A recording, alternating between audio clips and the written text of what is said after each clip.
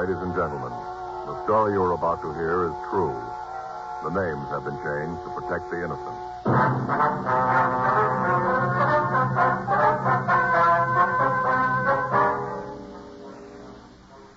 You're a detective sergeant.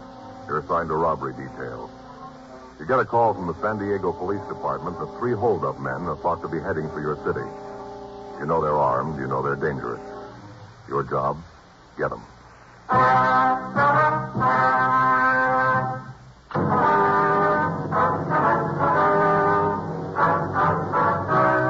Dragnet, the documented drama of an actual crime. For the next 30 minutes, in cooperation with the Los Angeles Police Department, you will travel step by step on the side of the law through an actual case transcribed from official police files.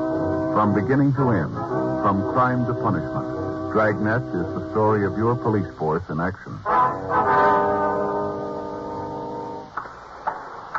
It was Monday, October 5th. It was warm in Los Angeles. We were working the night watch out of robbery detail. My partner's Frank Smith. The boss is Captain Didion. My name's Friday. I was on my way into the office, and it was 4:58 p.m. when I got to room 27A.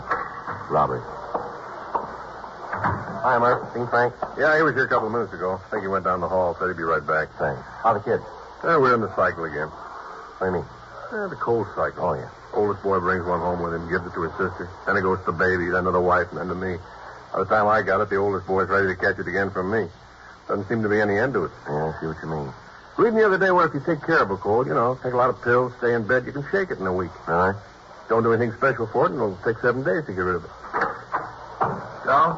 I'm APB here from San Diego. Boys down there really drew themselves a gem. Yeah, can I take a look? Yeah, here it is. I can hear him moan all the way from here. What is it? Well, I had a jewel robbery at a hotel on the coast. 3 men took $135,000 in jewels and at least $15,000 in cash. $150,000, huh? Any leads on them? No, APB gives a description, list of the stolen jewelry. That's all. When did it happen?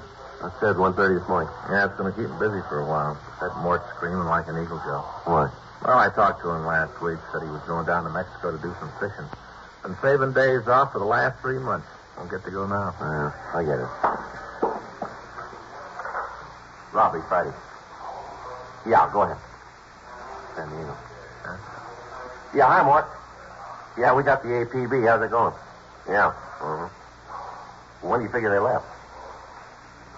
Yeah. Okay, Mort, yeah. All right, we'll keep an eye open. Right. Bye. What's he got? Well, Davis, Walk, and Hewen are coming up. They're driving? Yeah, they figure the hold-up men are heading this way. The early editions of the afternoon papers came out, and they carried the complete story. 3 men had entered the Carlton Surf Hotel at 1:30 a.m. All 3 were armed, and they forced the manager to open the safe. Inside the vault were the jewels and the other valuables that had been deposited with the management for safekeeping by the guests. After looting the safe, the 3 men had robbed 5 of the guests who had entered the lobby during the time that they'd been going through the safe. After taking all the money and valuables they could find, the 3 men forced the manager and the guests into a back storeroom of the hotel, and they locked them in. None of the victims could tell the San Diego officers what kind of a car had been used, but all of them were able to give good descriptions of the 3 men. The San Diego Police Department had been called, and the men from the Detective Bureau had begun an immediate investigation. From the phone conversation I'd had with Lieutenant Mort Gear, they had evidence to believe that the 3 men were heading up to Los Angeles. While the 3 detectives from the San Diego Department came to L.A., Lieutenant Gear, Sergeant Tony McGuire would continue the investigation down in their city. 11:12 p.m. Sergeants Carl Davis, Jerry Walk, and Pappy Hewen arrived at the city hall. They filled us in on what had happened. The way the thing looked, it figured that someone who had either worked for the hotel or was working for it had engineered it. How'd that check out? The identification we got? Yeah. Virgil Russell worked for the hotel a year ago as a busboy in the dining room. All the victims gave a positive identification on it. How about the other 2, Carl? Nothing on him, yeah. What made you figure they might be coming up here? Well, Russell's got a record, checked his package, and found that he has a sister in San Diego. Checked her, and she gave us a lead. Yeah. Said her brother and 2 men came by the house early this morning. Her brother's been staying with her the past few weeks. Anyway, he came by this morning, packed his clothes, said he had to come up to L.A. on business. Was she having an address up here for him, Carl? Not good. Said he told her he'd get in touch with her. He was staying with a friend's place out on Olympic Boulevard. Anything on that address? Yeah, a package gave an address out there. Russell had listed a friend of his when he was arrested. We figured he might be out there. Got a good description of the car. One thing is going to help. Yeah. Sister told us that she asked her brother about the other 2 men. Wanted to know if they didn't want to come to the house. Mm-hmm. Russell said no, they were waiting for him. That the three of them were in a hurry. She couldn't give us a description of the other two. Well, what time this happened? About 5:30 this morning. Well, they came right up here. They'd get in about 8 then, wouldn't they? Yeah. You're pretty sure that these are the right ones now? Looks like that. Identification of mugs. Russell's sister told us when he was packing, a brooch fell out of his grip. She picked it up for him. You have a description of it? Yeah, matches one that was taken from the hotel in the theft. Large diamond with 4 rubies in the setting. Looked real good for the job. You get a broadcast out on the car? Yeah, Russell's sister told us it was a 53 Nash, red and black Continental hookup. She said Russell just got back from a trip through Arizona, Nevada, New Mexico. Said that he had the rear window covered with those stickers. You know, the ones they get in gas stations. Yeah, I know what you mean. Window's supposed to be covered with them. Shouldn't be hard to spot. Well, maybe he figures that, too. Might have them taken off, huh? Possible. It's a lead, though. Something else to look out for. Any chance they might have gotten across the border into Mexico? Yeah, it's possible, but it isn't likely. As soon as we got word on the car, we got out a supplemental APB on it and got in touch with the authorities down the border. They said they hadn't seen a car that matched the description across the border. Well, if they'd gotten to the border, the officers down there'd know about it anyway. Yeah, I talked to Al Gayton from our office. He said they'd be on the lookout for him. Our pawn shop detail got right on it, Carl. We got the description of the jewelry out all over town. We haven't had any reports on it yet, though. They aren't going to try to sell it piece by piece. There's too many of those pieces are easy to recognize. Yeah. They'll probably try to peddle through a fence and have it broken up. Well, we'll get the word out to our informants. Ask them to watch out for it. Yeah. Heist that big can't be kept quiet for long. Bound to be rumbles on it someplace. I'd like to check out the place on Olympic. It looks like it's the best lead we got. Okay. We're walking here. I went down the hall with Murphy. Wanted to check some things at R&I. Well, might as well get on out to Olympic, huh? You got the address? Yeah, you better check the place first. Could be rough. What do you mean? Well, all 3 of them are armed. Russell served time twice before at the joint. Yeah. I don't think he's going to want to go back.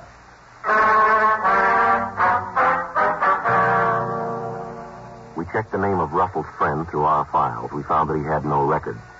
We drove out to the address on Olympic and we talked with the neighbors. From them, we found out that it was not a private residence. We talked to the woman who lived next door. We asked her about the man listed in the San Diego package as a friend of the suspects. She told us she hadn't seen him. Directly in front of the rooming house, we found a car answering the description given us by the sisters. There were no lights on in the rooming house. Walk and Hewen covered the rear of the place. Frank, Carl Davis, and I went up to the front door. Pretty dark. I can't see anybody in there, can you? No, I can't. Check the window, see if I can spot him. All right, Carl. Now let's try the door. Yeah.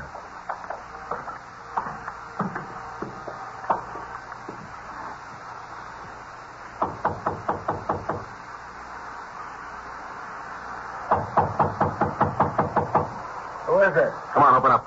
Beat it. Nobody gets in here. All right, Frank, let's hit it. All right, stand right where you are. Hold on. I'm not doing anything. What are you doing breaking in Your here? hands out in front of you. Sure. I'll take him, Joe.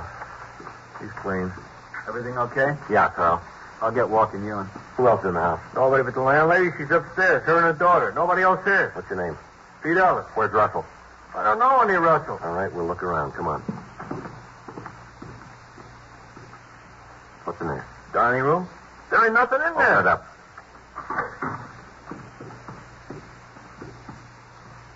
See? Nobody here. Yeah. All right, we'll check the other room. Where's this door go? Bedroom? Ain't nobody in there. Open it up. No. Nobody in the kitchen. Check the back porch. Walk and Davis upstairs. All right, we'll try this one here. Come on, you open it up. It's locked. You can't get in. There's a key in the door over here. Let's see if it fits. Virgil! Virgil! Get out! Virgil! It's the cops! Get out! All right, get out of the way, you. Come on. Yeah. On the bed, Joe. I see. All right, come on, you out of that bed. Hey, Joe? Yeah. There's a bottle of sleeping pills on the table here. Yeah, an empty bottle of whiskey. Guess he's dead drunk. Upstairs is clean, Joe. Russell, huh? Yeah, he's drunk. I guess we're pretty lucky. Under his pillow there? Yeah. 3 guns.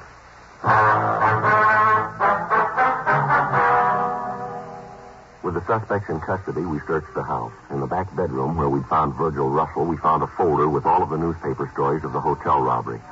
In each instance, that portion of the story which referred to the thieves themselves was outlined in pencil, and there were small notations along the margins of the newspaper. A complete search of the house netted us nothing. There was no sign of the loot from the robbery, although each of the suspects had a large amount of money in their possession. We talked to the landlady, but she was unable to tell us anything about the suspects. She said that she had rented a room to Peter Ellis over a year before, and that the suspect had moved out after living in the house for only 2 months. She said that she hadn't seen them again since that night when they arrived at the house and asked for rooms. We called the office and arranged for a stakeout on the place, and we took the 2 suspects back to the office. We ran Peter Ellis through R&I, and we found that he had one previous conviction on a robbery charge. 2:15 a.m. We talked to Virgil Russell in the interrogation room. All right. I ain't trying to con you into anything. I was in on the heist, I'll admit it, but I ain't going to be no fink. You ain't going to get any other names out of me. You got the money we found on you from that hotel robbery, is that right? I don't know where else it'd come from. I got no reason to con you about the hotel job. I pulled it. I ain't afraid to admit it. I'm just not turning think, that's all. Maybe we can get it out of Ellis. He won't tell you anything. He's pretty sure about that. He admits he was in on the robbery. Well, so what? We all had a deal. If any of us got caught, they wouldn't tell about the others. You think Ellis and that other guy go that route, standing your arrest alone? Sure. We had an agreement. Oh, come on now. Tell us how much you got for the jewels. You can tell us that and not tell us who the other man is, can't you? Yeah, I suppose so. Isn't any way you could tell if I told you how much we got? How much? 7,000. How much? 7,000. Who set up the deal to sell the stuff? Your partner? Yeah, he handled all that. He fixed it for you to get $7,000 for all the jewelry? Yeah, that's right. Well, he made a good deal, all right. $7,000 for $135,000 worth of jewelry. Wasn't worth $135,000. That's just the papers making it sound big. No, Russell, you're wrong. That's what the stuff is worth. Are you kidding? You got that report, Frank? Yeah. Now, wait a minute. That's maybe what they claim the stuff is worth. But you know how people are always jacking things up on the insurance companies. The stuff was worth, maybe $15,000, not a cent more. Yeah, Joe, here it is. This report you got from the insurance company, Carl. That's it. Would you like to read it yourself, Russell, or do you want me to read it to you? Let me see it. Uh-huh. A lousy bum. Oh, no good, because it's a thief. That's what he is. A thieving thief. That's the kind of a guy you say you had to deal with, huh? But you think he was doing you a big favor. Some deal, $7,000. If we'd picked him up, he'd have screamed like an eagle. He's your pal, all right. No good thief. I can't believe it. Who'd he sell the stuff to, do you know? No, I don't, and that's the truth. I saw the guy, but I don't know who it was. How'd the deal work? Earlier tonight, we got together out in Westwood. He called the fellow who was going to handle the deal, told him to meet us there. Who's he? A lousy fink. What's his name? Payne, Al Payne. I spell it. Last name. P-A-Y-N-E. You got a record? No, I don't think so. I never heard him talk about it. He gives a description? Yeah. That stuff was really worth $135,000. He said it was a lot of talk, newspaper talk, he said. Oh, brother, what a laugh. What's his Payne look like? Oh, he's about 37, maybe 150, 60 pounds. Bald. A little bit of hair on the edge of his head. I'll take the name through R&I, Joe. Right. You want to bring the mugs back here? Yeah. Russell? Yeah? That first name, is it Alfred or Albert? I think it's Albert. He's some kind of a promoter. I don't know what he promotes. I think it's just a dodge, kind of a front. I'll be right back. Let's go ahead with the story about the buy, huh? All right. Where was I? You said you went out to Westwood. Oh, yeah. Well, we were supposed to meet out in the parking lot by the ice rink. Big place out there. Well, we met this guy, the fellow Payne called. He looked at the stuff, said it was worth maybe $15,000 the way it was. But he said it'd have to be broken down before it could be sold. And it wouldn't bring that much when it was all broken down. What'd Al say to that? Well, he agreed to it, said it was true. He went right along with it. Lousy deal. He was probably in on the whole thing. Wouldn't be surprised. I just can't get over it. We had all that stuff and didn't know what it was worth. You got any idea who this guy is? No, I told you I didn't know. You said this Payne had an office here in town. You know where it is? Yeah, I can show you. We were up there this afternoon while I was setting up the deal. It's in a building over on 6th. You'd be willing to go over there with us? So you can nail him? That's right. We want to get the jewels back. Sure, I'll go. So what that bum did to me, nothing too bad for him. How are you going to work it, Joe? Well, Russell here will have to introduce me as somebody who wants to buy this stuff. He'll have to tell Payne that I'm willing to pay, say, $50,000 for the jewelry. That way, Payne will have to get in touch with the other man. I don't think he'll pass up a deal like that. Maybe he figures to make more than that this way. Yeah, but suppose he thinks that Russell here wants to do business with me. He'll get the stuff back. I don't think he'll want to cross Russell. Might work. Well, we haven't got much choice. We got to get the stuff back before it's broken up. Joe, I got some pictures here. None of them match the description. What was that? None of them match the description. Oh. You want to look at these? Yeah? Joe's going to go see this Payne with Russell and Ella, try to get lead on where the stuff is. How are you going to work it?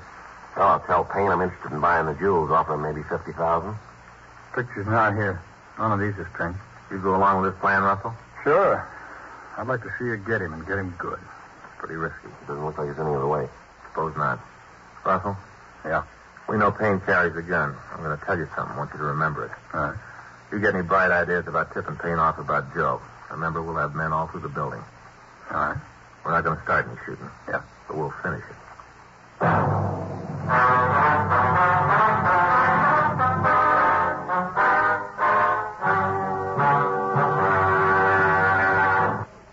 The two suspects, Peter Ellis and Virgil Russell, were taken to the main jail and booked in for violation of Section 211 of the California Penal Code.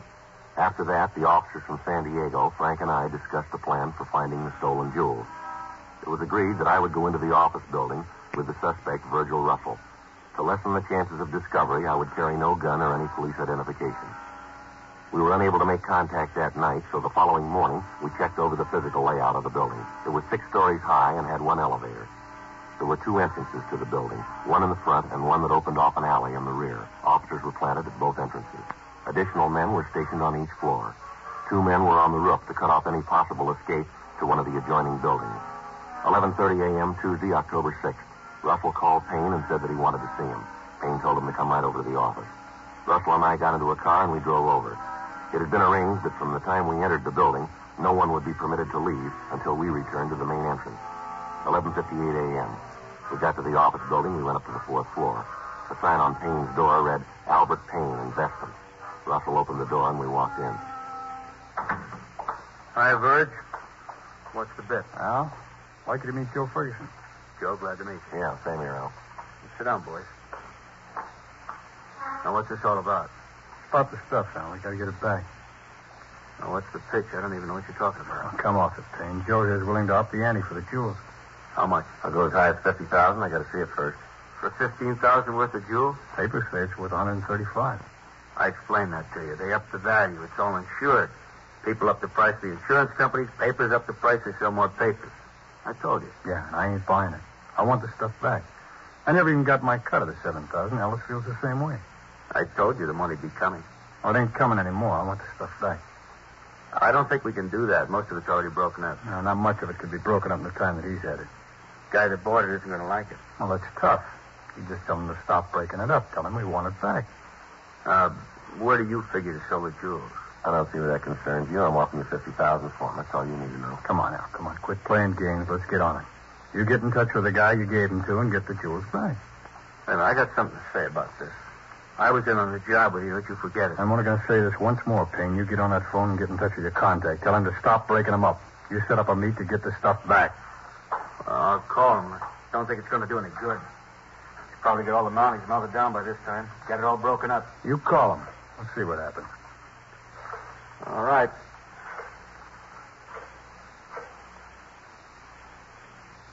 Now, let me talk to Fred.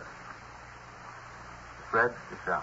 Yeah. Listen, something's come up. We can't go through with the deal.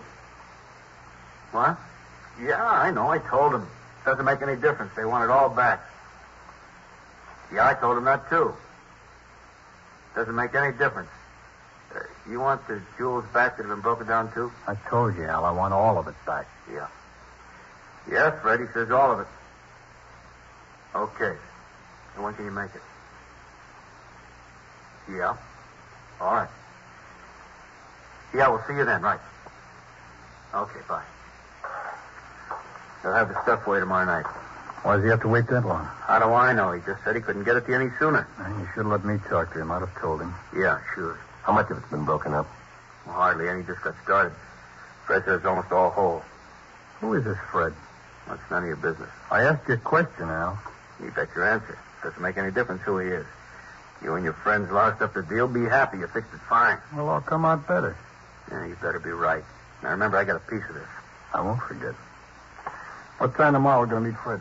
He said he'd call. Let me know where and when. Well, it can't be any later than tomorrow. I gotta be leaving then. You're going to have the money with you when you pick up the stuff. I'll have it. All of it. I don't want any of this down payment. I told you I'd have it. All right, you call me tomorrow about 10, Virg. I'll let you know the details then. Okay. I hope you're right about this, Virg. What do you mean? Well, this deal, I don't like it. I hope nothing happens to louse it up. Yeah, so do I.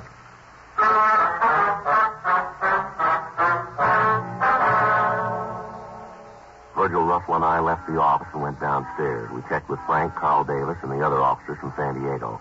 Al Payne was taken into custody and booked in at the main jail on suspicion of violation of Section 211 PC. Then we returned to the office. You find out who has the stuff? Yeah, a fellow named Fred. You know who he is? No, not yet, but we will. How'd you figure that? Payne didn't tell you. Well, I saw the number he dialed when he called Fred. It was a Hollywood prefix. That narrows down the area.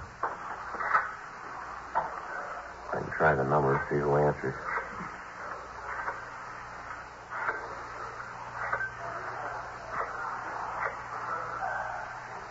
Oh, I'm sorry. I got the wrong number. Excuse me.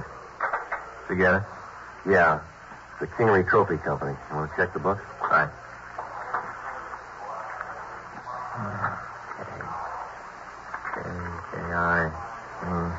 Kincaid. David Show.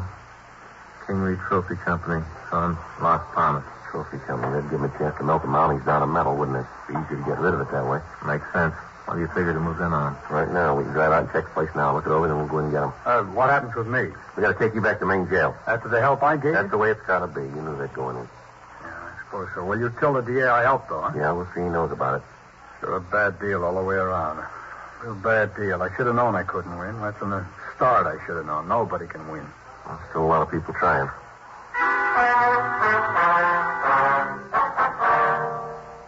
We returned Virgil Russell to his cell, and then we drove out to the Kingery Trophy Company. It was a two-story building on Las Palmas Avenue in Hollywood. They made trophies and fraternity pins. A large sign on the front of the building advertised that they could duplicate anything in metal. We checked with the neighborhood merchants and found that there was a permanent staff of 4 employees. The company was owned by a Roger Kingery, and none of the neighborhood people could tell us anything about an employee by the name of Fred. 5 p.m. The employees of the plant left the building. 1 man remained. From the description we'd gotten from Russell, we figured that he was the person Payne had called Fred. 6:03 p.m. The lights in the rear of the factory went on, and through the windows we could see the suspect working over a small furnace. On a table off to one side, we could see a quantity of jewelry.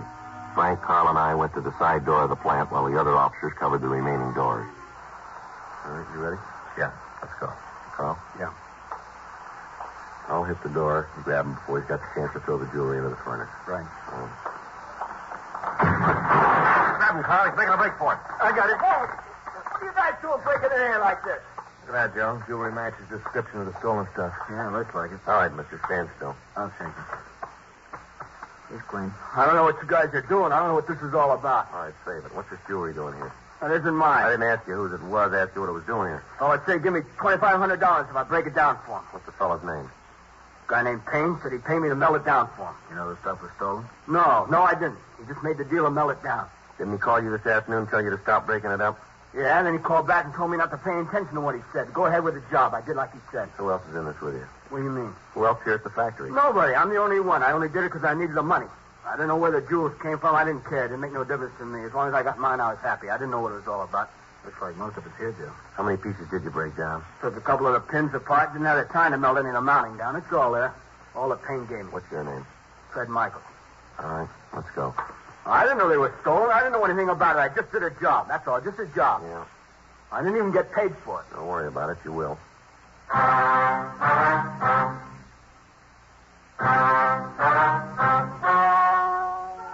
The story you have just heard is true. The names were changed to protect the innocent. On February 18th, trial was held in Department 89, Superior Court of the State of California, in and for the County of San Diego. In a moment, the results of that trial.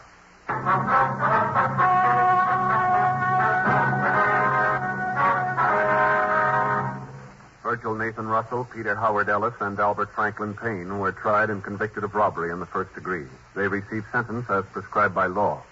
Robbery in the first degree is punishable by imprisonment in the state penitentiary for a period of from 5 years to life. Fred George Michelson was tried and found guilty of receiving stolen property. He received sentence as prescribed by law. Receiving stolen property is punishable by imprisonment in the state penitentiary for a period of not more than 10 years.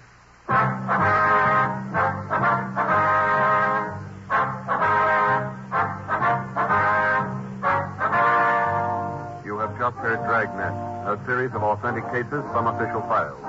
Technical advice comes from the Office of Chief of Police W.H. Parker, Los Angeles Police Department. Technical advisors, Captain Jack Donahoe, Sergeant Marty Wynn, Sergeant Vance Frazier. Heard tonight were Ben Alexander, Eddie Firestone, Art Gilmore. Script by John Robinson. Music by Walter Schumann. Hal Gibney speaking.